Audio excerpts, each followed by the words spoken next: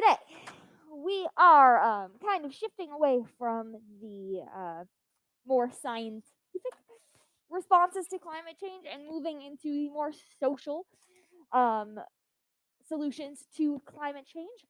I believe I brought my clicky thing back from the other classroom.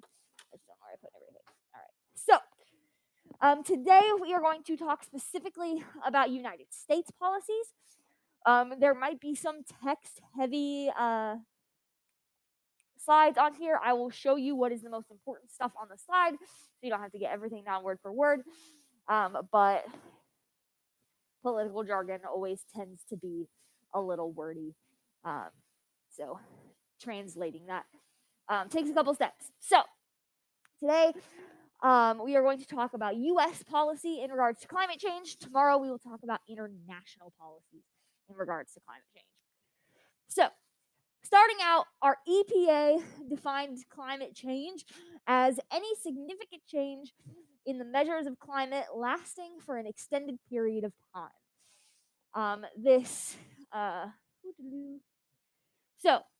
I don't know why there's an extra quotation mark right here. So, climate change includes major changes in temperature, precipitation, wind, as well as other side effects that occur over several decades or longer. So, if I can get my marker to work, maybe.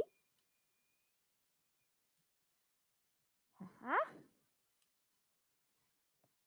It would just be this quote from the EPA. That is what the government denotes climate change to be. Any significant change in the measures of climate change that last for an extended period of time. So all climate change policy is based around this definition. If a government or some body within the government proposes a policy that involves climate change is this change in climate lasting for an extended period of time. So it's not just global warming, it is increased precipitation rates, it is weird wind patterns, it is increasing severity in storms, all of the stuff that we've talked about when we've talked about what climate change is. Um, so the EPA started this around 1950. But the major policies that are actually talking about responding to climate change don't really start until about the Clinton administration in the 90s, which is where we are going to start. So we will go from the Clinton administration through current administration, talking about major moves in climate change policies, and then we will talk about some specific state and local policies, as well as how corporations play into this. So, does anyone have any questions about the goals or the reason we need a specific definition of climate change from the EPA? Or anything, I guess, in general.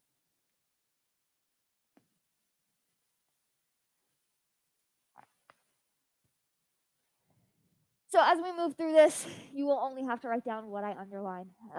It will both give me, give y'all a break with writing these big walls of text, and also let me explore how to use this new board, because it is interesting. But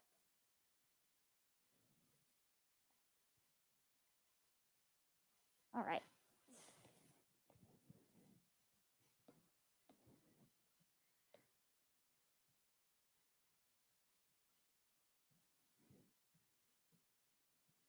Ooh, okay.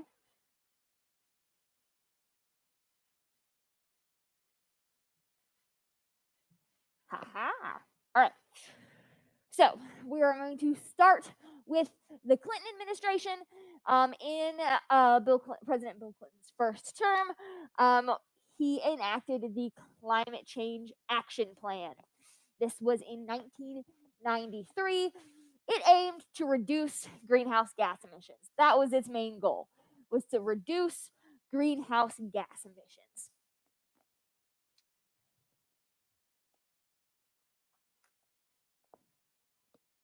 So that is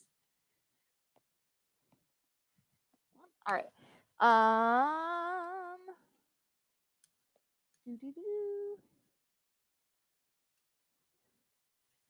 Let's see if I can fix that line.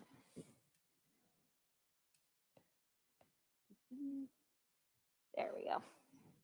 He aimed to reduce greenhouse gas emissions back to the levels that they were in 1990. So there was a measurable difference in the amount of greenhouse gases that were emitted in 1993 versus 1990 because we were in kind of a technological boom, right?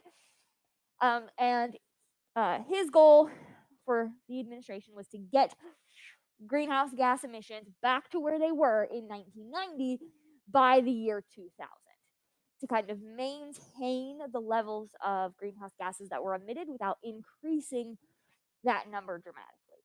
That was the goal of the climate action plan that the Clinton administration put into place. Within this first term, they also signed the Kyoto Protocol. The Kyoto Protocol in the 90s is kind of like the Paris Climate Agreement today. Essentially, it was a non-binding but international agreement to reduce greenhouse gas emissions by 7%. So it wasn't necessarily a binding, like you have to do this or you will have consequences, but it was just a kind of agreement that, okay, everyone who signs this protocol will reduce climate or greenhouse gas emissions by a certain amount.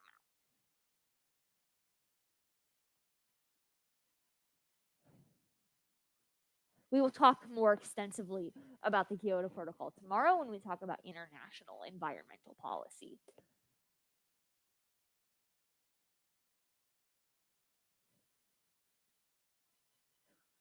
In the 90s, most of the climate change policies were focused on reducing greenhouse gases. That was, we know greenhouse gases are contributing to climate change. That's one thing we know we can measure. So this is where all of our time and effort is going to go. Carbon emissions are like the go-to what do we do when we need to enact some sort of climate change policy, because we have a direct correlation between carbon emissions and climate change. So most of our policies about climate change directly affect or directly regulate carbon emissions.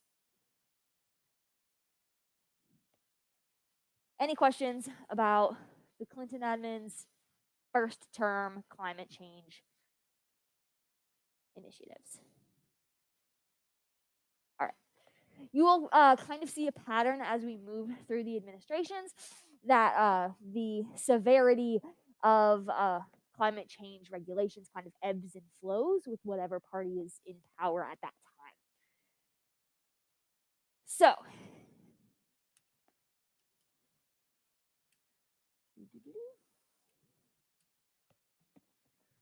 in Clinton's second term, ooh, that's not what I wanted. Go back.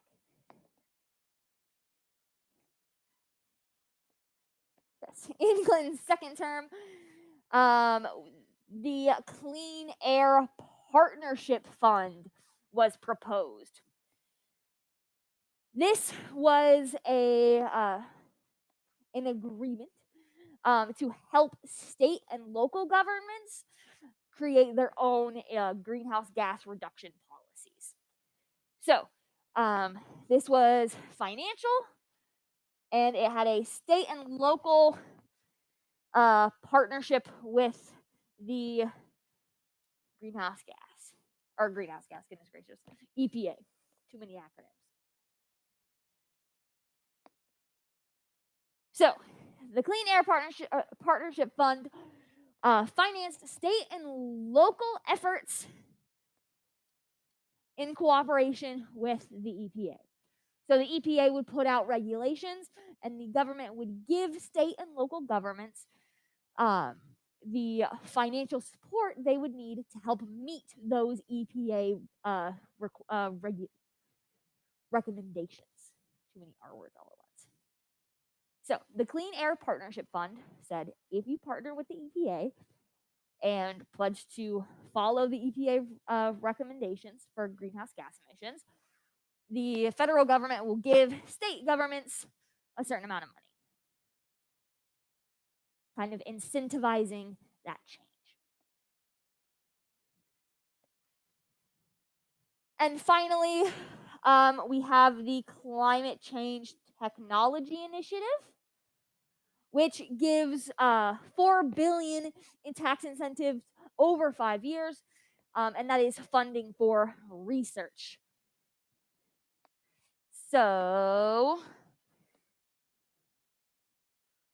we'll just go funding for research.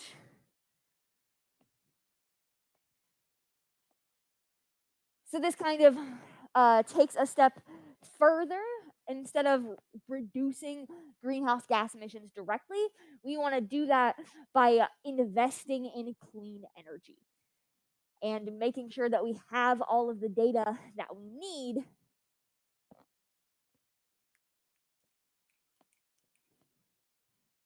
goodness gracious. I think the moves got me frazzled. So, one last thing that the Clinton administration did was set aside a large chunk of money to fund research into how the climate is changing and what we can do to help research alternatives to what is emitting all of these greenhouse gases.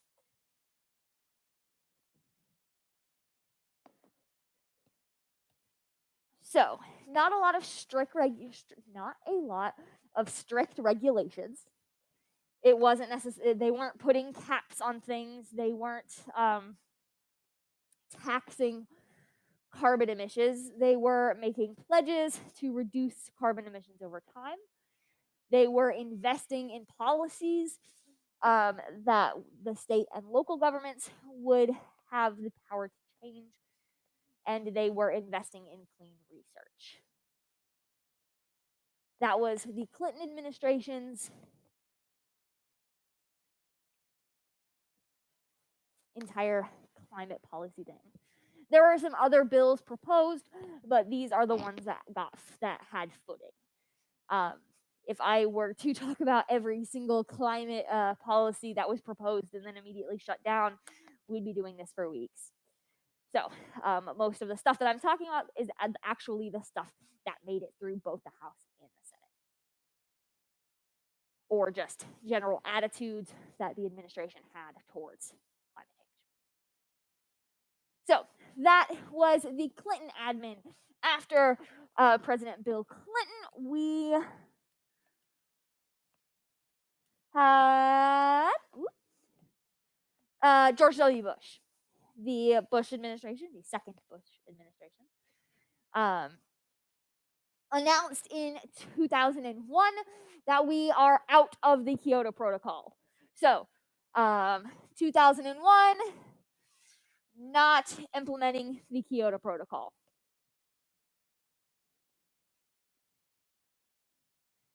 Much like President Trump got out of the Paris Climate Accord, which we'll talk about in a moment, George W. Bush chose to opt out of the Kyoto Protocol. He did propose an alternative. So the alternative was to reduce the ratio of emissions and economic output. His environmental climate change policies were more economically focused than they were scientifically focused. His whole goal was to make sure that whatever changes we were implementing to limit emissions weren't limiting the economy.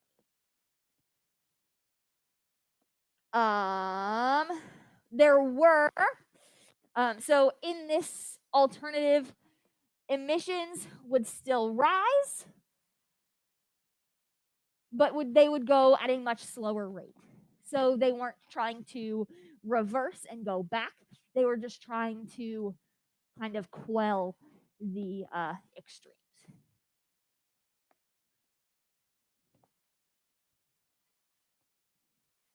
There were also some testimonies from House representatives and something called the Government Accountability Project um, that claimed information on climate change and the discussion of climate change within the government were suppressed. So this is, again, testimony, but there are people on record having said that discussion about climate change wasn't necessarily brought forward in governmental agencies at this time, and in fact, they were actually kind of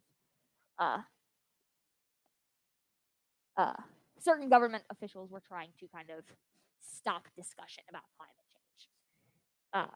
This doesn't necessarily mean that nothing happened climate change wise.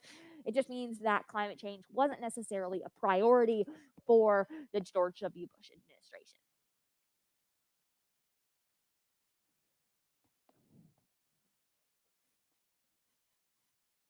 Any questions about this kind of cycle? So, Clinton administration, very, very highly focused on climate change. George W. Bush administration, less so. And we are going to go from the W. Bush admin to the Obama admin. Clean off these annotations. So, within his first term as the President Obama created the New Energy for America plan. This was announced in his campaign, so pre his presidency as he was running. This was something that he kind of built his platform on, or at least was a key proponent in his platform.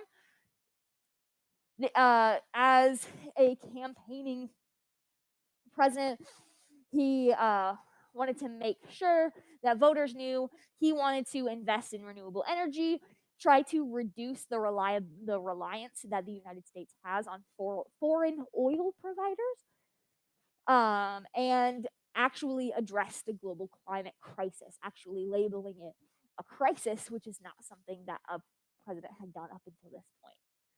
Climate crisis is kind of everyday verbiage now, but it didn't come around until President Obama's advent. He also wanted to try to make coal a less competitive energy source, meaning trying to push people more towards renewable energy and away from coal. He also established a new office in the White House, and that was the Office of Energy and Climate Change Policy. So instead of having just kind of widespread people generalizing about climate, he had an actual office that was meant to think about and process climate change policies, called the Office of Energy and Climate Change Policy. So now we have governmental action to directly address climate change. So this was his first term campaign stuff. Does anyone have any questions about how this kind of cycle is going to keep working? All right.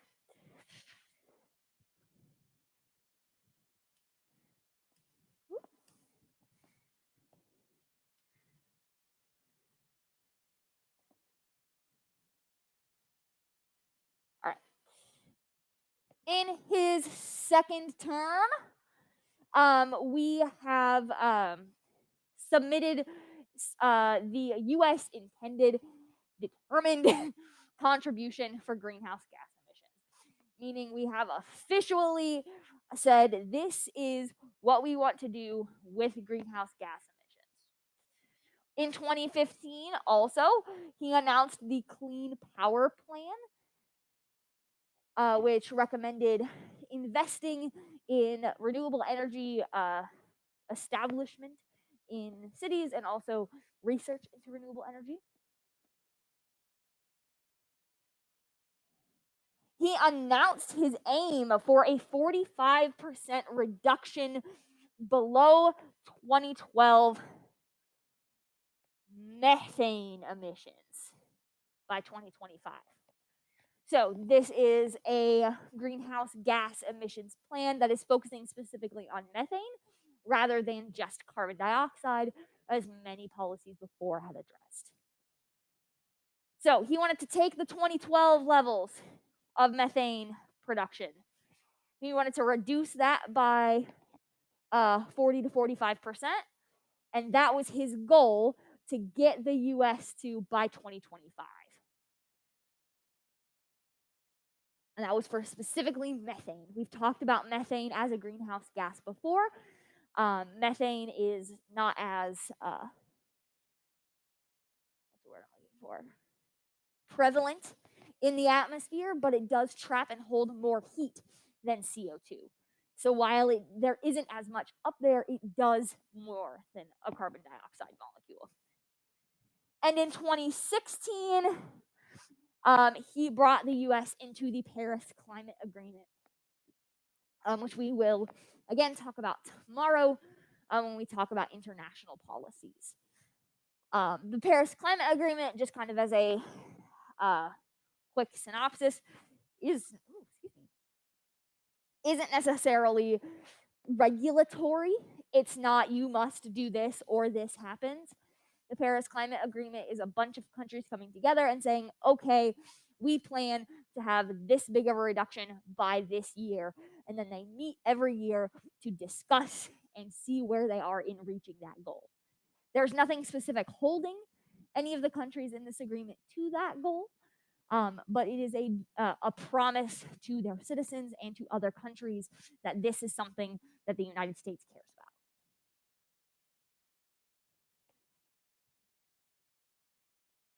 There was a lot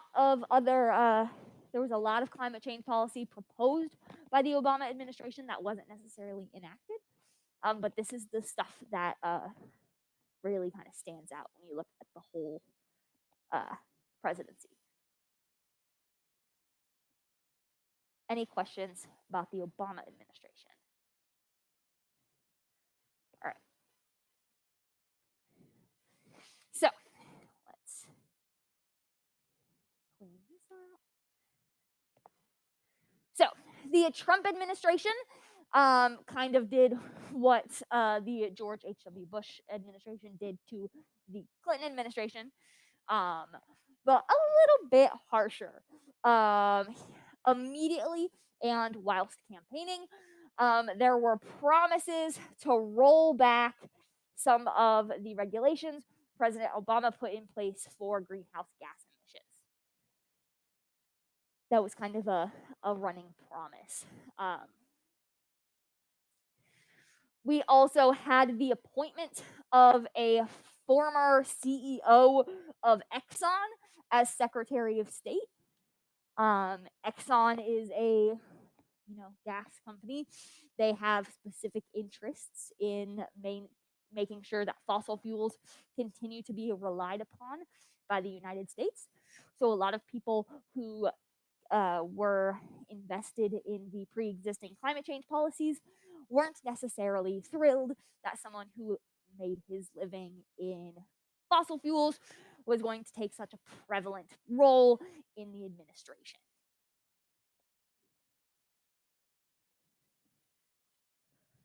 And then in 2017, President Trump removed barriers from the Keystone XL and Dakota Access pipelines. We will talk specifically about these. I've got a whole day dedicated to them. This made it a lot easier for these pipelines to continue production. These pipelines are meant to carry oil and gasoline through ecosystems and increase our consumption of fossil fuels. Also, at this point, we have been, I believe it was 2016, removed from the Paris Climate Accord. So just as George W. Bush took the US out of the Kyoto Protocol, President Trump took us out of the Paris Climate Agreement and said that we would no longer be aiming to reach the goals that President Obama had set 2 years prior, if I'm doing my math right.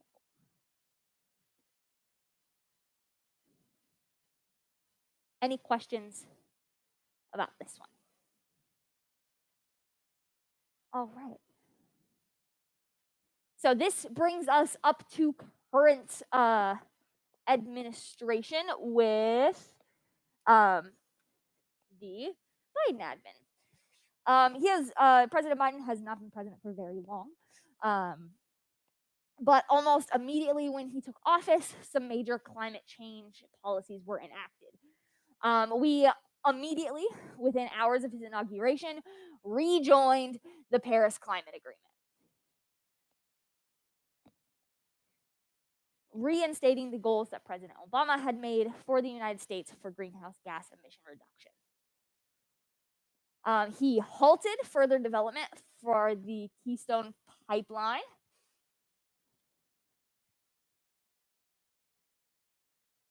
which again directly undoes some of Trump's policies, just as Trump directly undid Biden's policies, or not Biden, Obama's policies.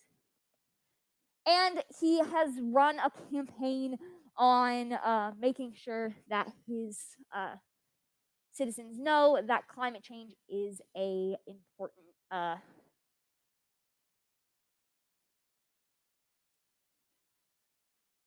it's going to take precedent in a lot of his policies. We haven't seen, apart from rejoining the Paris Climate Agreement and halting the Keystone Pipeline development, most policies have been aimed towards the current pandemic situation. So we've not seen a lot of these plans come to fruition, but it is still early. And if anything happens during this school year, I will be sure to update you. So this has been the federal kind of overview of how climate change policies have existed in the US since the 90s. We definitely see a kind of pattern between more right-leaning policies and more left-leaning policies when it comes to taking climate change as a priority and making it less of a priority. Anyone have any questions about this? All right.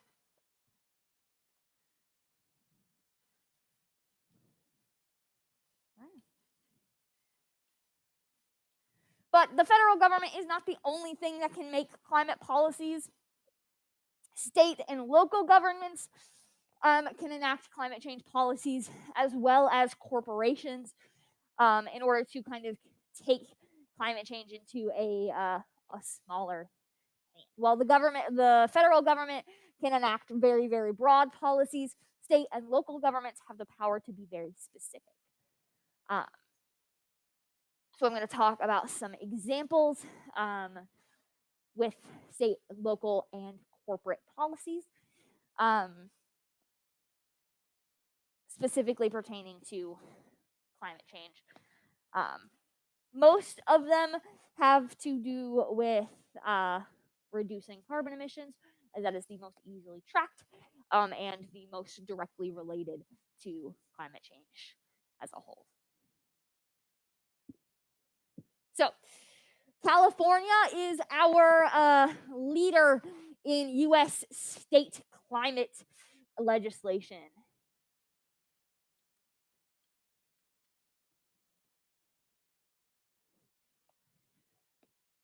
This is because California, as a state, has the 5th largest economy in the world.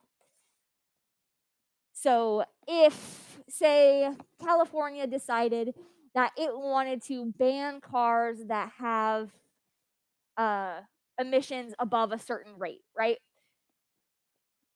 If California bans those cars, in order to sell those cars in California, car companies would have to modify their vehicles. And if they're going to modify their vehicles, they're not going to do that for just one state. They're just going to modify them across the board. It'd be easier that way. So a lot of the times,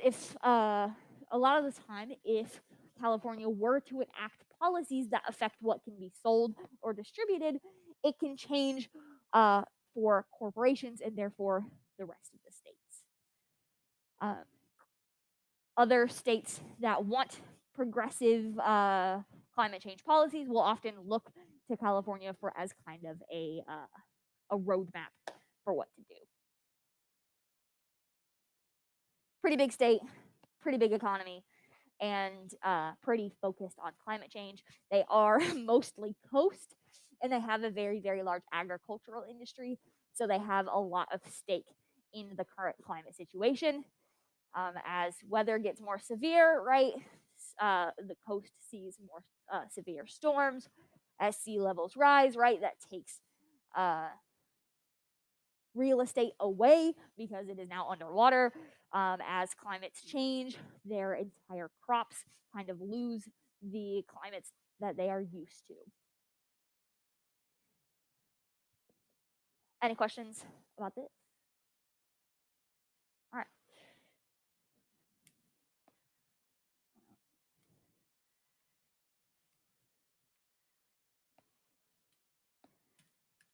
Another specific example of what a state does, what a state can do, is Connecticut.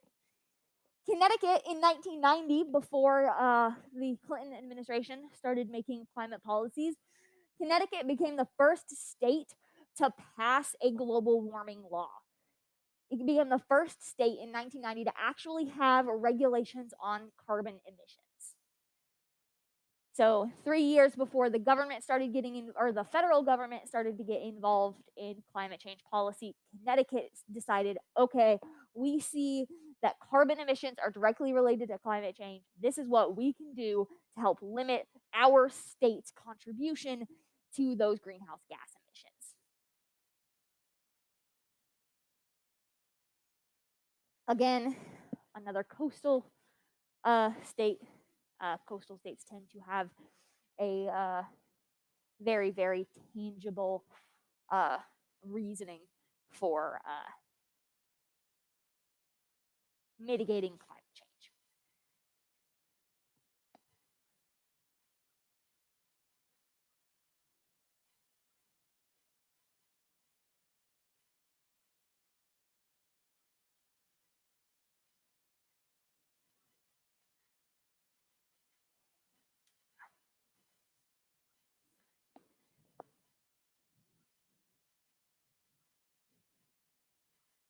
Any question about state policies?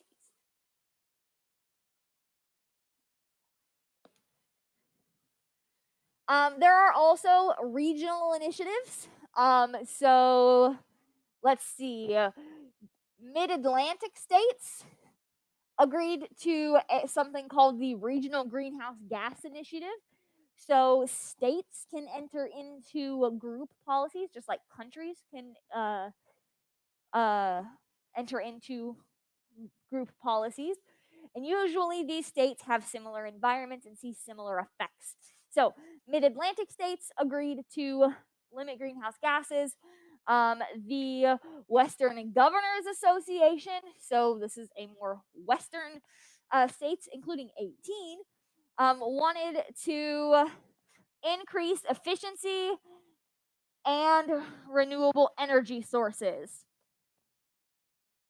So 18 states out west decided, hey, we are going to, as a group, say this is our goal for integrating new and renewable energy sources, as well as making sure our current energy grids are efficient.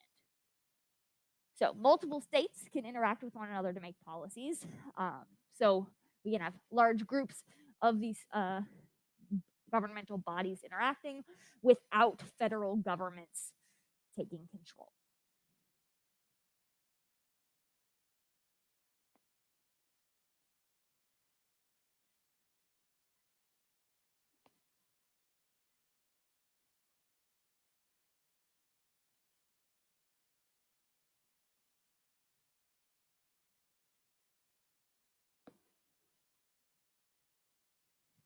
So we've got federal policies, we've got state governmental policies, we've got interstate governmental policies, but we aren't quite done yet. Make sure you get this down.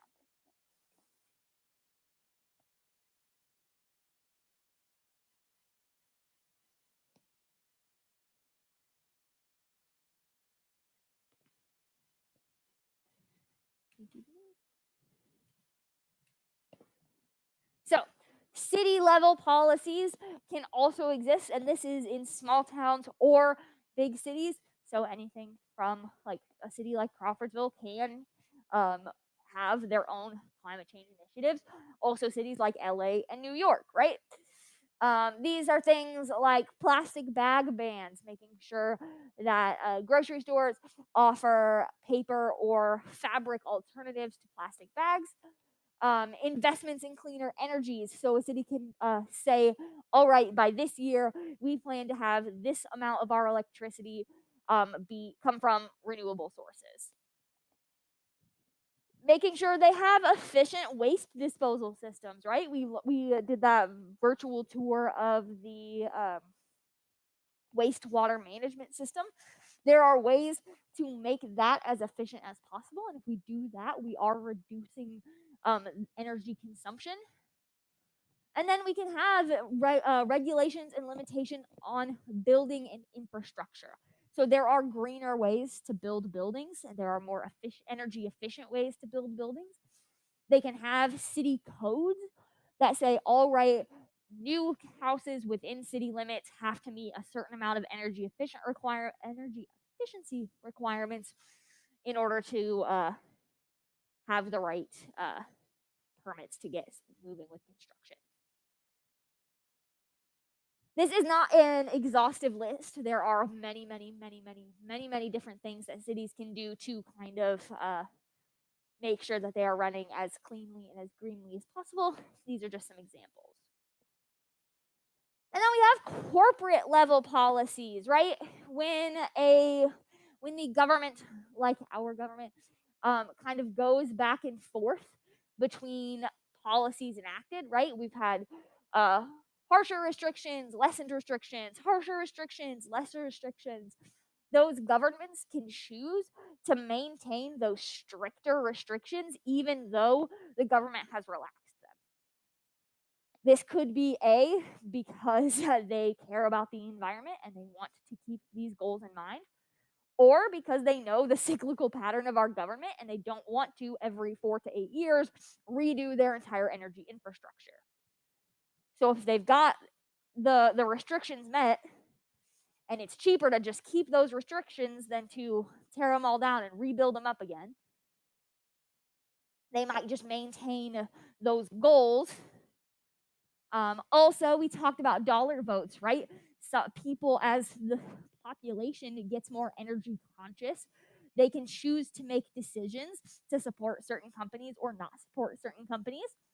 So if a company has green initiatives, it might influence customers to use them over their competitors, even though they might be more expensive, if those customers know that what they are getting isn't contributing as harshly to climate change overall.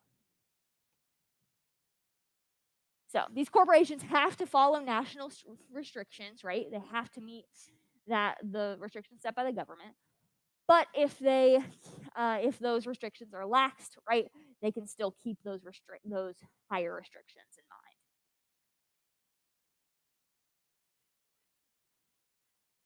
Any questions about corporations and climate change? All right. Let's see. Yes. Tomorrow we are going to talk about international climate change policies, specifically things like the Kyoto Protocol and the Paris Climate Accord. But I don't have an exit ticket or anything for you today. If you do have any of the assignments that we've worked on Monday or Tuesday, you can use this time to work on those. Does anyone have any questions for me? Alrighty. Cool beans.